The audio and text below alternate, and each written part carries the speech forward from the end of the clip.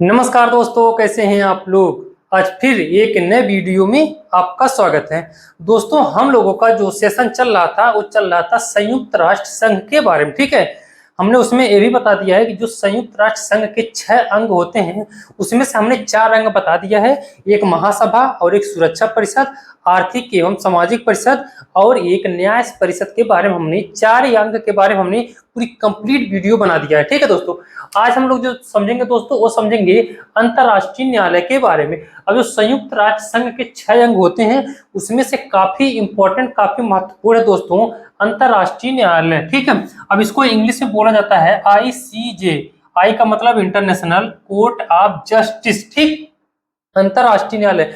अब दोस्तों देखिए, अंतरराष्ट्रीय न्यायालय का क्या मतलब होता है कि आप ऐसे समझिए आसानी से कि जैसे मान लेते कोई भी राष्ट्र हो गया, जैसे मान लेते अपना देश हो गया। अब अपने देश में दो दो राज्यों के बीच विवाद हो गया, दो डिस्ट्रिक्ट के बीच विवाद हो गया और दो मतलब आपस में समाज में विवाद हो गया, तो इसके कानून कौन बनाता है? खुद वो राष्ट्र बनाता है। यानी जैसे मान लेते अपना इंडिया, तो इंडिया खुद बनाएगा। ठीक है, अगर दो राज्यों के बीच में विवाद है तो वो सुप्रीम कोर्ट, अपना जो कोर्ट होता है वो फैसला करेगा। अब ऐसे दोस्तों अगर दो देशों के बीच यानी दो राष्ट्रों के बीच अगर विवाद हो गया तो भाई कौन करेगा? अब ऐसा है नहीं कि मान लेते इंडिया और पाकिस्तान से विवाद है तो इंडिया सुलझाएगा उसको। ऐसा तो हो नहीं सकता। अगर मान लेते इंडिया कुछ अपने तरफ का सुनाएगा तो पाकिस्तान भी तो कहेगा भैया नहीं है हमारा मानिए। तो ऐसा नहीं होता। तो उसके यानी दो राष्ट्रों के बीच का भी एक ऊपर जो बैठा होता है उसी को हम लोग बोलते हैं अंतरराष्ट्रीय न्यायालय। ठीक है दोस्तों, अब अंतरराष्ट्रीय न्यायालय में दोस्तों काफी इसमें विवाद भी है और कई इसमें मामला भी है। इंडिया पाकिस्तान को लेकर के अगर देखेंगे, इंडिया पाकिस्तान को लेकर के अगर देखेंगे तो पीओके है। ठीक है दोस्तों, पीओके जब 1947 में दोस्तों पाकिस्तान लिया था, तब से ही भारत और पाकिस्तान के बीच में जो ये मामला है वो कहाँ गया है? अंतरराष्ट्रीय न्यायालय यानी इंटरनेशनल कोर्ट ऑफ जस्टिस, यहाँ पे गया है। ठीक है दोस्तों, इतना तो आपको समझ में आ गया होगा। अब देखिए कुछ इसका पॉइंट समझ लीजिए, यहाँ पे लिखा होगा हमने। इसका मुख्यालय बहुत पूछता है दोस्तों। ठीक है, इसका मुख्यालय बहुत पूछता है। इसका मुख्यालय कहाँ है? शांति महल हेग में है। ठीक है, हेग कहाँ पे है दोस्तों? नीदरलैंड में। ठीक है, नीदरलैंड में है हैग। इसको द हैग बोला जाता है। शांति महल को इंग्लिश में क्या बोलेंगे बताइए?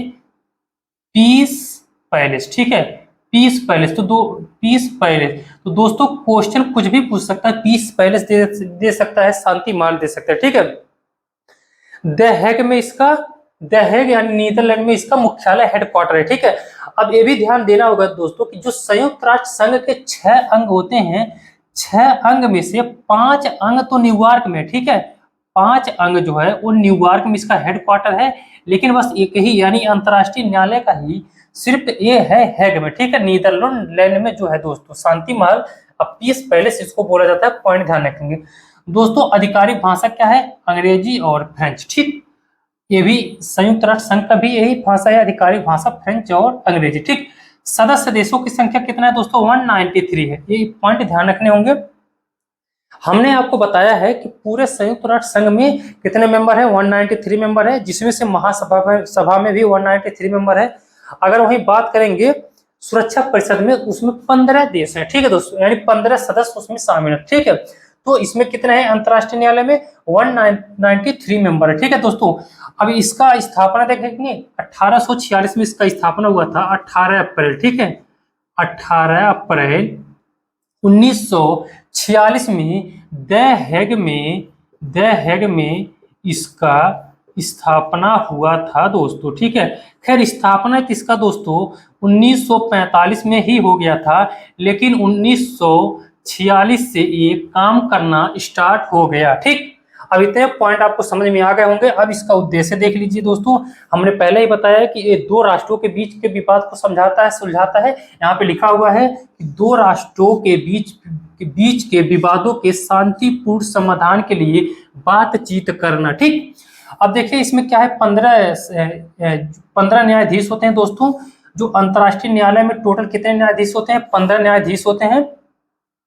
और 15 न्यायाधीश में से दोस्तों इनका जो कार्यकाल होता है, यहाँ पे पॉइंट ध्यान रखेंगे दोस्तों, कार्यकाल जो होता है कितने वर्ष के लिए होता है? 9 वर्ष के लिए कार्यकाल होता है। ठीक है दोस्तों, 15 न्यायाधीश होते हैं, 9 वर्ष के लिए कार्यकाल होता है।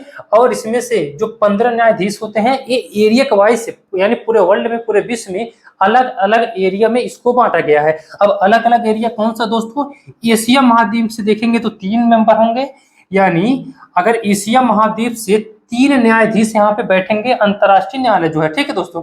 अफ्रीका से भी 3 न्यायाधीश बैठेंगे। और यहाँ पे देखेंगे यूरोप जो है, यूरोप को 2 हिस्सों में बांटा गया है, एक पश्चिमी यूरोप, एक क्या पूर्वी यूरोप। तो पश्चिमी यूरोप के लिए रखा गया है 5 सीट और पूर्वी यूरोप के लिए रखा गया है 2 सीट। दोस्तों एक पॉइंट आपको ध्यान रखने होंगे, पूछता है क्वेश्चन, ठीक है। और लैटिन अमेरिका, लैटिन अमेरिका का मतलब जिसको कैरेबियन सी बोला जाता है, इधर जो ग्वाटेमाला, वेस्ट इंडीज ये सब है उसको बोला जाता है लैटिन अमेरिका। यहाँ पे आपका 2 सीट हो जाता है। अब देखिए पूरा हो गया, 2 2 4 5 4 9 9 3 कितना हो जाएगा, 12 3 15 सीट यहाँ पे हो गए, ठीक है। यानी इसमें 15 न्यायाधीश होते हैं, पूरा यहाँ पे अलग अलग बांटा गया है, ठीक है दोस्तों। इनका कार्यकाल कितना होता है, 9 वर्ष के लिए इनका कार्यकाल होता है।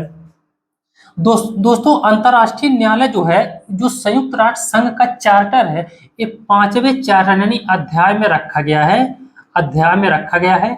अगर अनुच्छेद की बात करेंगे दोस्तों तो ये 70 अनुच्छेद में है। लेकिन 2 राष्ट्रों के बीच विवाद अगर ये देखेंगे, 2 राष्ट्रों के बीच में विवाद अगर ये देखेंगे तो ये अनुच्छेद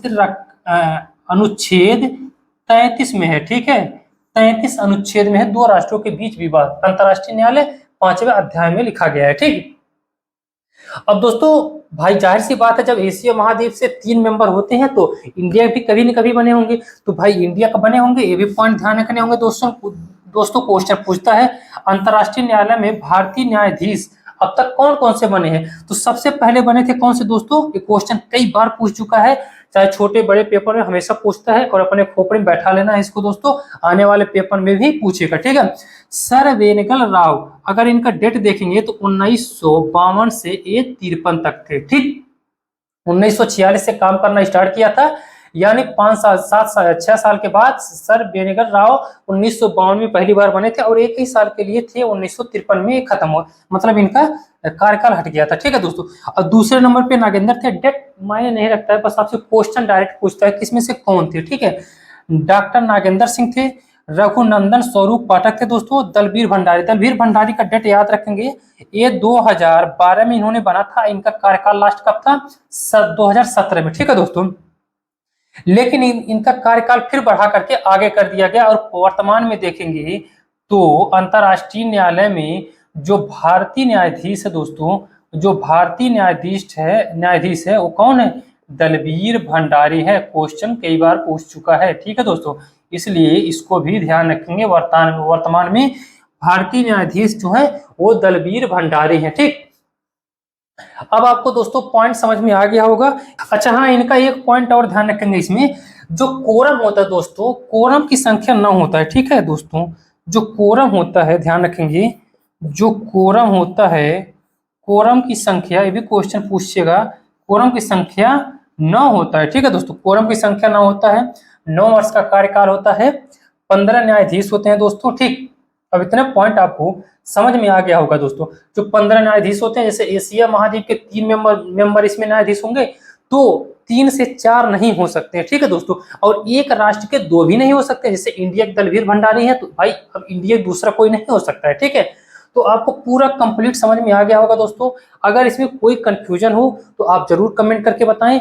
अगर दोस्तों वीडियो आपको पसंद आए तो आप सपोर्ट करें, चैनल को सब्सक्राइब करें, शेयर करें, लाइक करें, ठीक है। आज के लिए बस इतना ही, अगले वीडियो में फिर हम मिलते हैं, धन्यवाद।